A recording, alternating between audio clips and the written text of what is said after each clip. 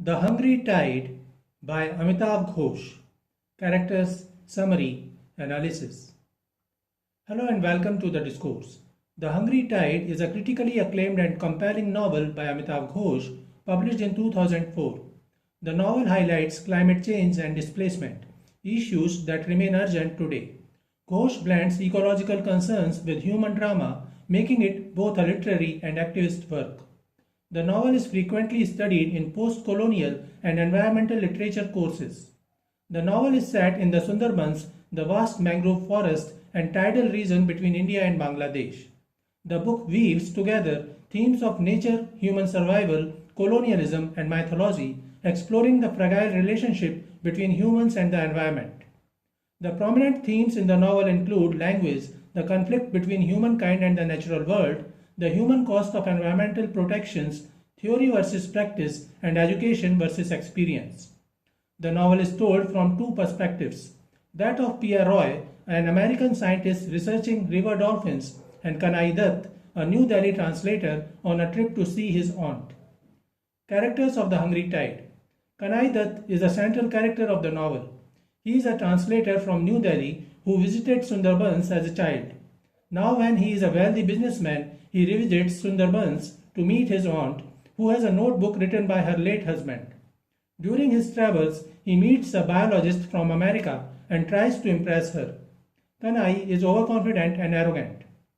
Piya Roy or Piya is a marine biologist who travels to Sundarbans in India to survey the local river dolphins. Though she was born in Kolkata, Piya grew up in the United States and never learned Bengali. Piya is brave and confident, unfazed by the prospect of traveling to a relatively remote area where she does not speak the language. Foker is an impoverished fisherman who rescues Piya when she falls into a river. He does not understand English, while Piya fails to understand Bengali. Yet they non-verbally communicate with each other, and Piyali learns the human cost of conservation.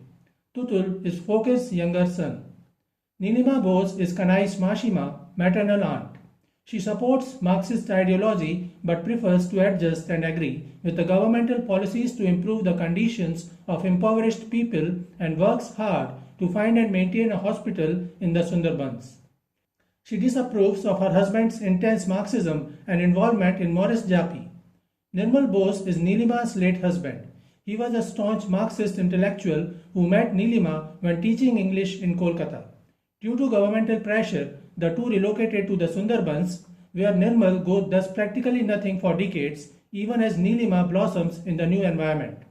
He is full of regret, which he attempts to assuage through his involvement with the refugees of Morichjhapi.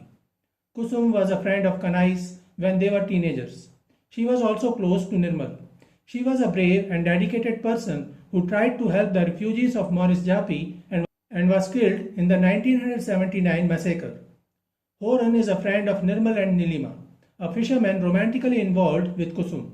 Moina is Foker's wife as well as a trainee nurse at the local hospital. Sir Daniel Hamilton is a Scottish man who buys land in the Sundarban to create an ideal equal society. Bon Bibi is the benevolent goddess of the Sundarbans, and along with her brother Shah Jangoli, she protects the area from evil and from the vicious natural world. Many believe that Bon Bibi will rescue anyone good at heart. Dokhin Rai is a tiger demon who haunts the people of the Sundarbans. Summary of The Hungry Tide. On the train to Canning, Kanai, a well-off translator from New Delhi, crosses paths with Piya, a young marine biologist specializing in cetaceans. Both are traveling to the Sundarbans, though for different reasons. Kanai is returning to Lusibari after 30 years to sort through his late uncle Nirmal's unforgotten writings, while Piya aims to study the local river dolphins. Before arriving in Canning, Kanai extends an invitation for Piya to visit him in Lusibari. Once there, he reunites with his aunt, Nilima, who remains deeply affected by Nirmal's death decades later. Kanai learns that his childhood friend Kusum was killed in a 1979 massacre. Her son Foker is now a fisherman with a wife, Moina, and a son of his own, Tutul. Upon arriving in Lusibari, Kanai revisits familiar places, reminiscing about his uncle Nirmal's stories of Sir Daniel Hamilton, the visionary who established the cooperative society on the island in the early 1900s. He is stunned to discover that Kusum, his childhood friend from his 1970 stay, has long since passed away, though her son Fokir still lives there, now married to Moina, a nurse trainee.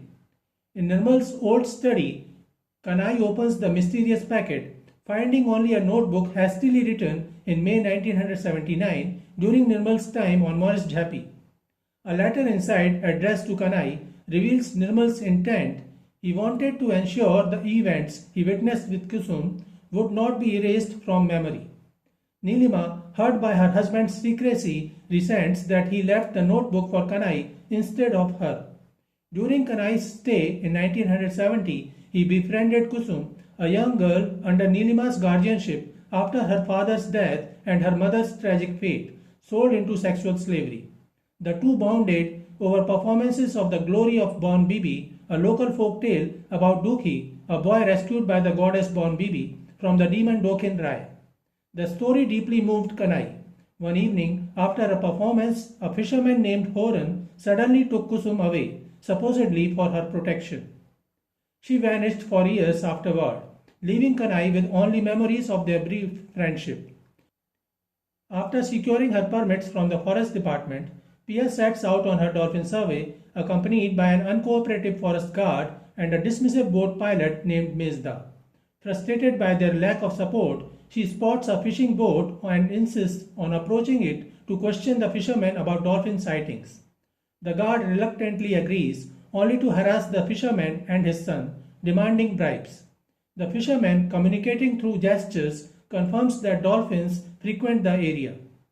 As the forest department boat departs, Piya attempts to hand the fisherman some money but loses her balance and plunges into the river. The fisherman rescues her and pulls her abroad. Unwilling to return with the hostile officials, Piya asks if he can take her to Lusibari instead. He agrees, and surprisingly, the guard lets her go without protest. The fisherman introduces himself as Fokir and his son as Tutul, treating Piya with a warmth and respect she had not expected. The next day, Fokir guides her to Garzantola, where they encounter a pod of 7 Irrawaddy dolphins behaving unusually.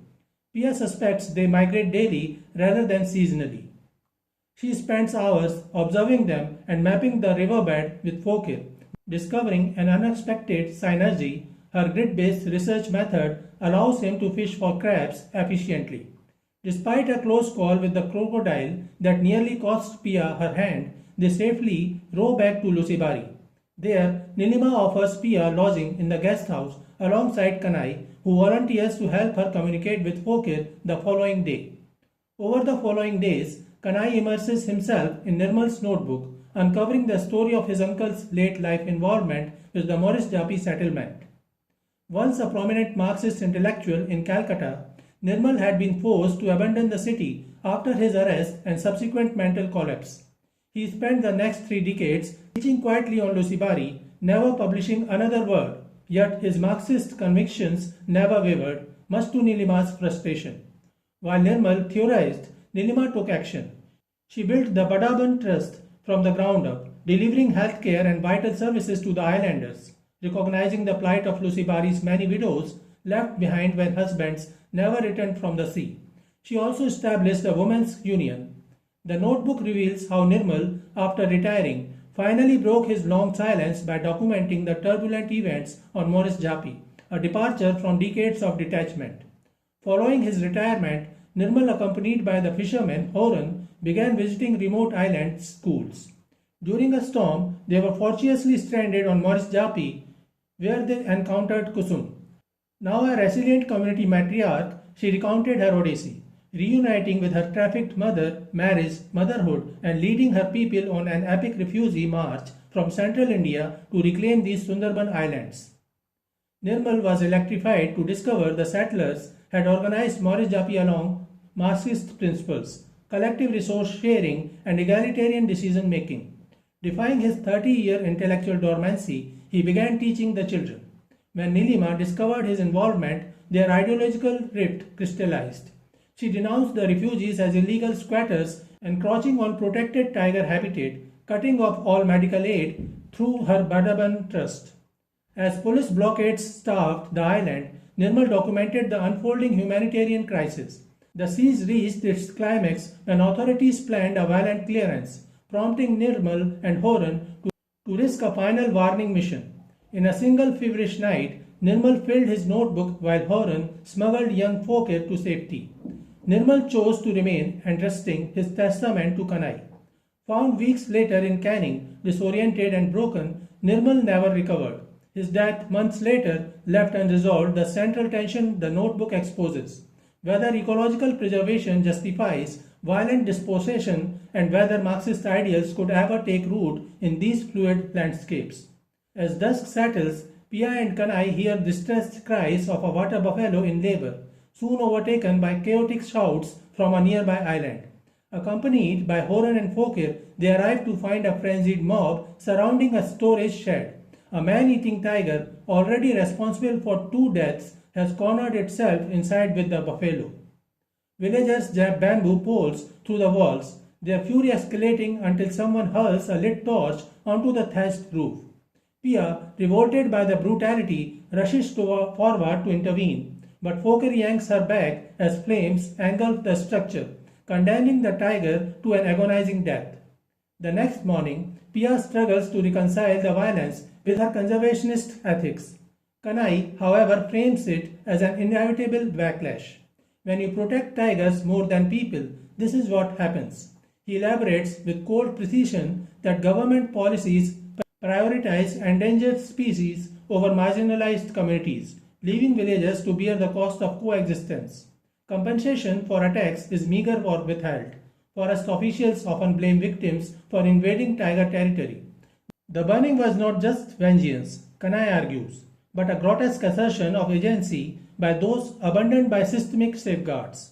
At Gazantola, Piya and Fokir slip into their familiar rhythm, she tracking the dolphin's movements, he guiding the boat with quiet precision. When Piya shares her lifelong fascination with the creatures, Kanai translates Fokir's revelation. This place is sacred to him, a site where his mother Kusum's spirit lingers. As Fokir begins a low chant, Kanai cuts him off, claiming the words are untranslatable, a lie that spares Piya from hearing the raw grief in the verses. By evening, Piya and Kanai's camaraderie deepens, their shared laughter masking unspoken tensions. The next morning, Kanai joins Fokir's boat, determined to prove his usefulness. But communication falters. Fokir's taciturn responses amplify Kanai's frustration. When they reach Garjantola, Fokir points to fresh tiger prints in the mud and speaks of Bon Bibi's covenant. The goddess shields those with pure hearts. His challenge is implicit. Shall we test yours? Kanai, goaded by pride, agrees. The moment Kanai's boots sink into the sucking mud, his urban confidence shatters. He stumbles, swears, and banishes Fokir like a petulant child, only to realize his peril as the tide retreats. The exposed riverbank crawls with the threat of crocodiles. The forest ahead hums with something worse.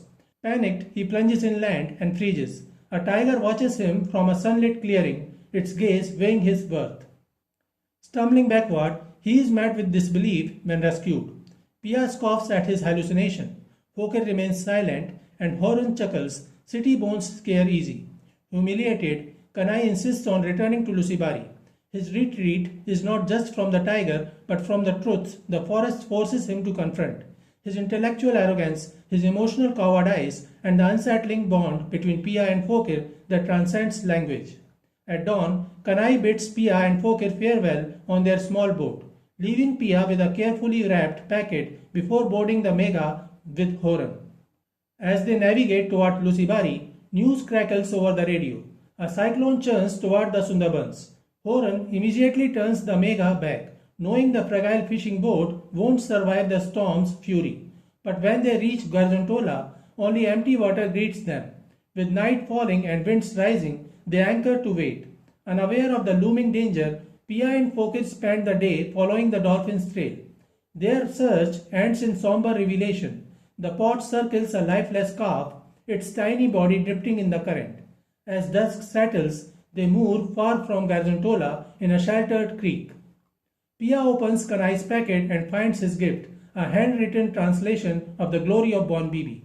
The very chant Fokir had sung the day before now bridges their words. its words glowing in the lamplight as the first gusts of wind ripple the water. At the daybreak, Horan reveals to Kanai a buried truth.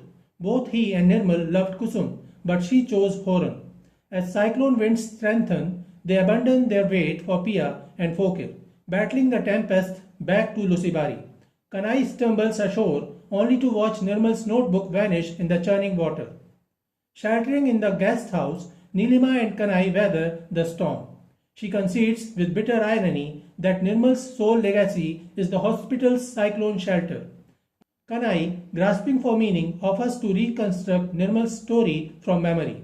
To his surprise, Nilima insists, "Then you will record my version too." Fokir and Piya survive the cyclone lashed to Gargantola tree, her body wedged between his and the trunk. In the eerie calm of the storm's eye, a tiger emerges, a silent omen. With the winds shift, debris strikes Fokir, crushing him. Piya navigates his boat to Lusibari the next day, meeting Kanai and Horan on the Megha. Weeks later, she returns unexpectedly, proposing a fisherman-inclusive conservation program through the Badaban Trust, to be named in Fokir's memory. Nilima, stunned, recognizes the ghost of Nirmal's idealism in Piya's resolve. So this is it for today. We will continue to discuss the history of Indian English literature. Please stay connected with the discourse. Thanks and regards.